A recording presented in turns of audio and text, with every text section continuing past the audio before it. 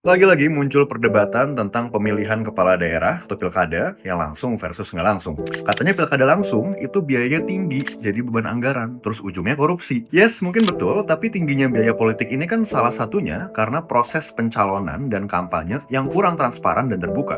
Sehingga calon kepala daerah itu harus mengeluarkan dana yang besar untuk bisa maju dan menang di pilkada. Akibatnya cuma calon-calon yang punya privilege akses politik dan dana aja yang bisa menang, dan inilah yang membuat biaya politik tinggi. Dan kalau begitu, belum tentu kualitasnya sebagai penyelenggara negara bisa terjamin. Berarti salahnya di mana? Apakah masyarakat yang menggunakan hak pilihnya? Atau partai politik yang semestinya menyeleksi calon-calon pemimpin dengan baik dan punya sumber daya buat mendukung kebijakan di daerah? Kenapa jadi hak masyarakat yang mau dicabut?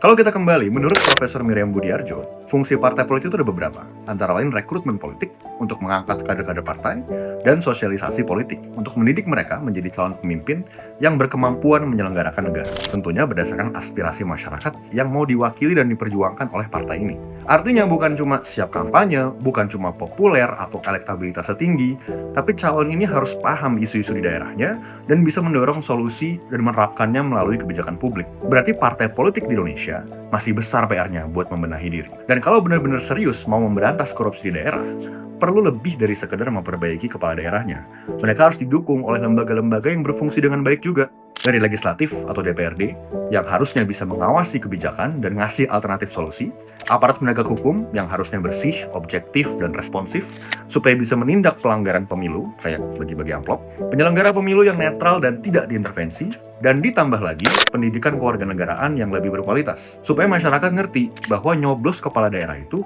bukan cuma hak, tapi tanggung jawab yang besar.